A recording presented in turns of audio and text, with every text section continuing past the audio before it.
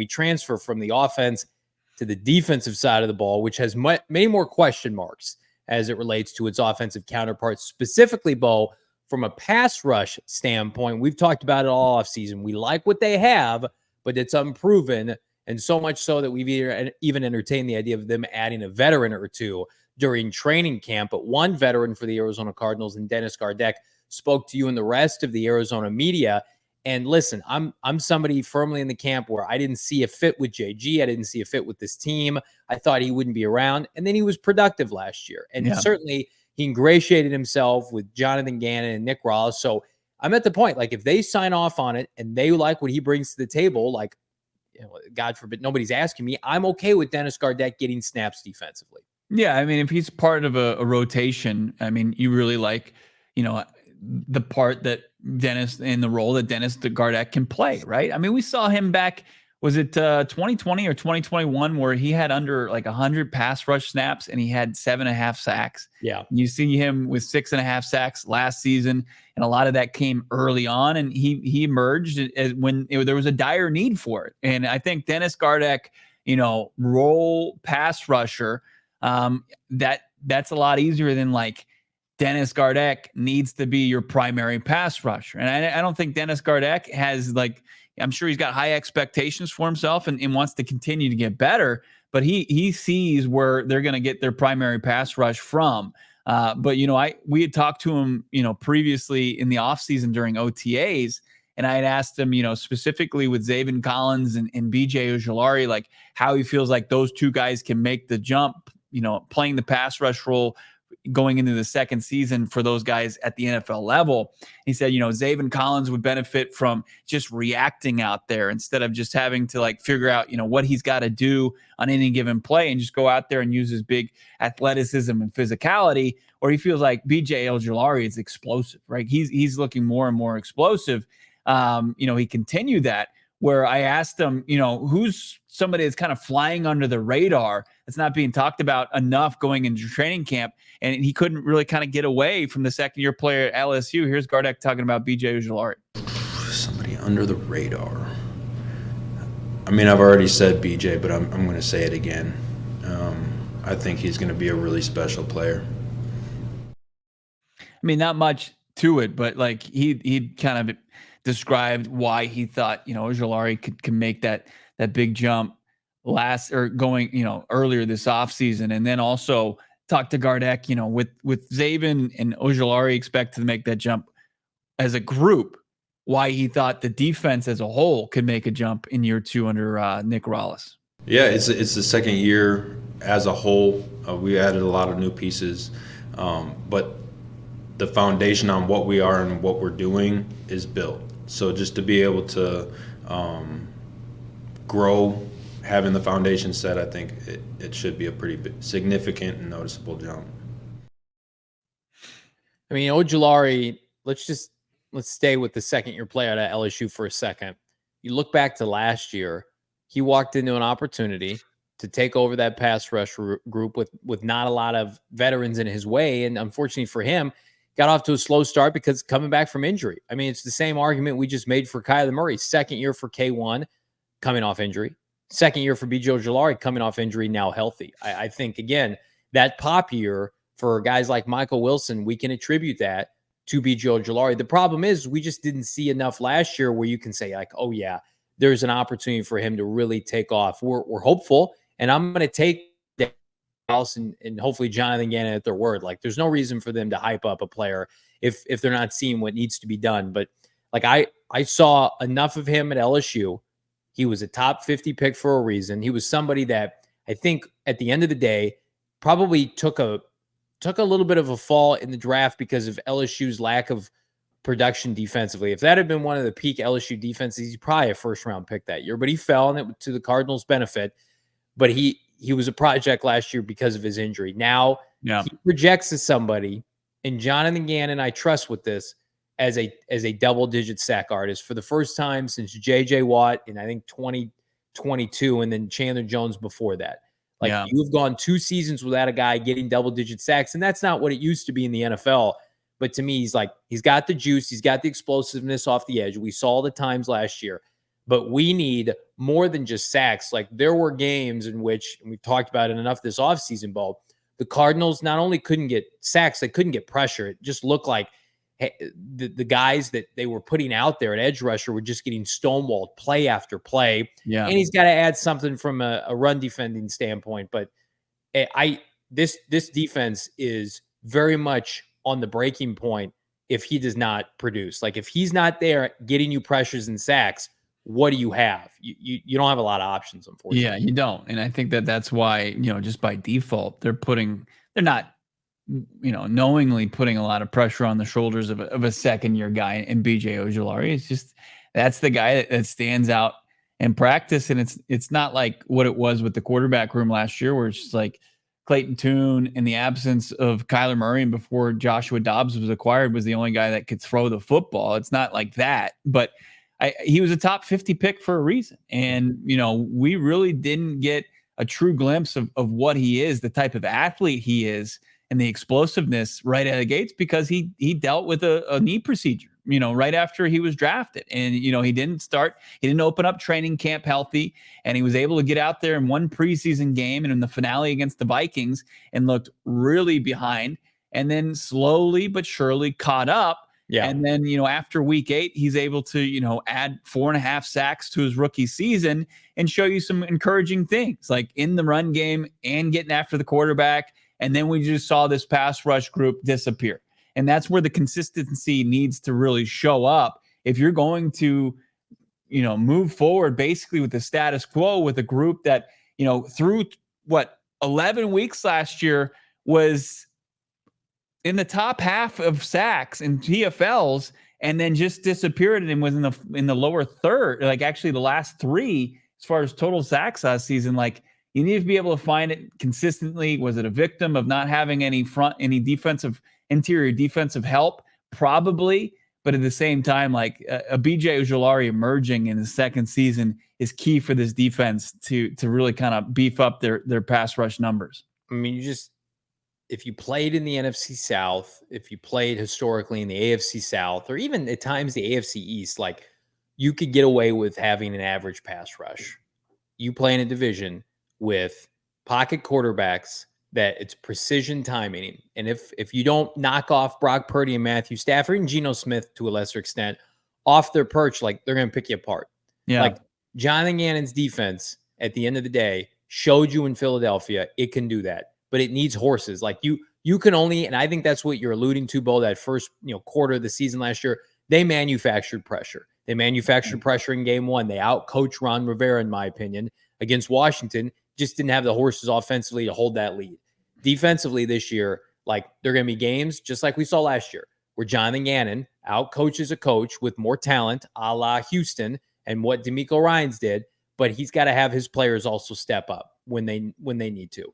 Like we can't have outings like we had against Chicago where the pass rush was invisible, and then in the finale against Seattle, like there were times they got off the field and we're like, how did that even happen? Right? Yeah. And I think it's schematics, and people listen, I'm hearing behind the scenes like Nick Rallis is poised to become a head coach, and people might scoff at that. Like there are people talking behind the scenes like Nick Rallis is one good year away from setting himself up to be a head coach in the NFL. And that's what you want to hear, because it's going to come with success in Arizona. But he and Gannon, and it's cliche, they can't do it by themselves. And I think, again, you equip them with a first-round edge rusher, defensive tackle, and Darius Robinson. You add in a second-round corner. Like, we're giving all the highlights to Marvin Paris because they were the first inaugural first-round picks. But then it's like, okay, you got B.J. Ojulari. You got Garrett Williams, right? You've got, a couple rotational defensive backs this year. You got Max Melton. Like, there's enough pieces here to cobble together a top 20 defense. But everything's got to go right, and the linchpin to that is Ojulari. Like, I'm high on Zaven Collins. I see people in the chat giving him love. I think, like, you could get a gritty 8-sack season out of Zaven Collins, and everybody would sign up for that. Absolutely. But Zaven Collins cannot be your go-to guy. Right. Well, it's got to be B.J. Ojulari.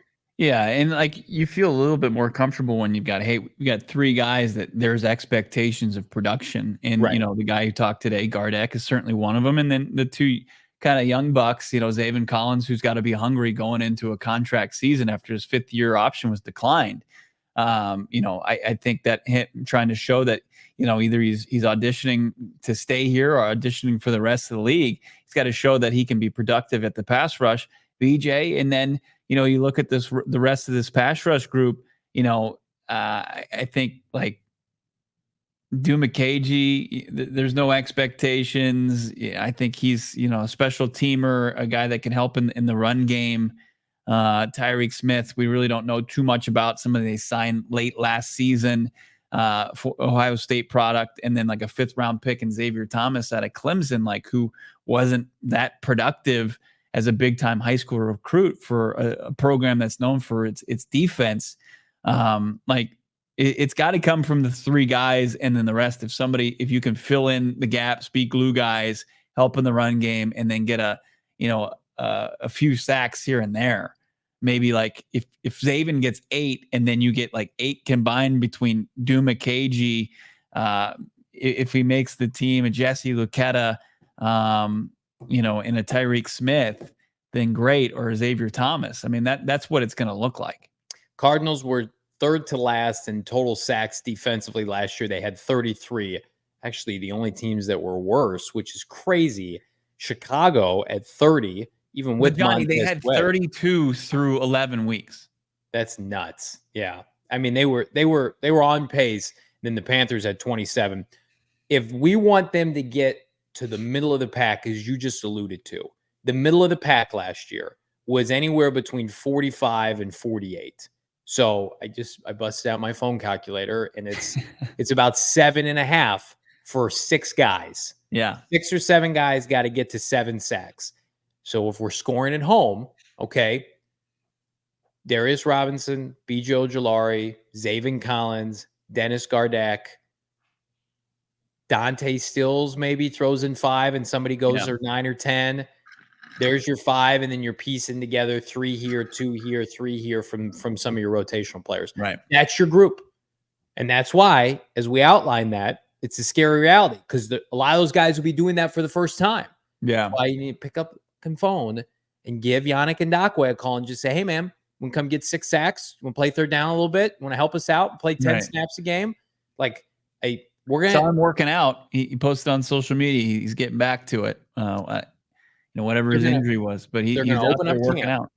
They're going to open up camp. And here's what changes it though. Like if let's say the 2 guys that they've invested draft capital in, heavy draft top 50 picks, and Darius Robinson and B.J. Ojulari, like say B.J. Ojulari becomes a 12 sack guy, completely changes what they want to do with the pass rush. And Darius Robinson, say in his rookie season, I don't know if this is unfair, but like say 8-9 sacks. Yeah. I mean, that's huge, because then you got like half your sack production that you're hoping for from 2 guys. It's crazy. The Ravens led the NFL in sacks last year at 60, which was still 10 less than JG's defense the year before was 70. I mean, like, if I go back through the NFL, no team has had even close to 70 since, I'm going back 2019 to, most year the league leaders for sacks are between 50 to 60. Gannon's unit had 70 that year. Yeah. So again, like there's hope that Rollis and they're going to manufacture pressure. It's going to be a better version of last year. But who's going to take that Trey McBride step of, they have the accolades, the collegiate level, they've got the skill set and the attributes. Now they become a full-fledged star. Let's hope it's B.J. Ojulari, Bo. That'd be huge for him. You talk about Darius Robinson. We talked to Dennis Gardeck about Robinson, and he sees some similarities. We have this clip between Robinson and another former first-round pick. Yeah, he's a force to be reckoned with for sure. He's come over and trained with me and the guys over at Apex a little bit. He's fun to be around. He just him and Paris have been kind of, and I don't know if it's where I'm at in my career or what, but it's refreshing to get guys that are just like eager to learn and just, hey, I just want to get better. I want to be in the NFL. I want to be a great player. And I get that same vibe. Paris did great last year. And I just get that same kind of vibe. I just want to get better, whatever it is. So it's cool and I'm hoping we can work together and do some things this year. That's what you want to hear. Not by accident. Mm-hmm.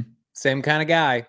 Well, we have Jaden Davis on this show in the studio a couple weeks ago saying the Cardinals drafted the same 12 guys every round. Like that's it's boring, it's cliche, but that's what it's what Pittsburgh does, it's what Baltimore does, it's what these franchises that build through the draft do. Guys that more importantly than anything love football junkies. We talked to Darius Robinson. He's echoed this. Like, his day is so regimented around football, it's insane. And we know Paris lives in Tempe at the Cardinals facility. Like, he doesn't go home. So yeah, not surprised. But again, for a franchise that once used a first round pick on Isaiah Simmons and Robert Kimdichie and even Michael Floyd, these guys that we felt like didn't love football, what football provided to them, it's a breath of fresh air.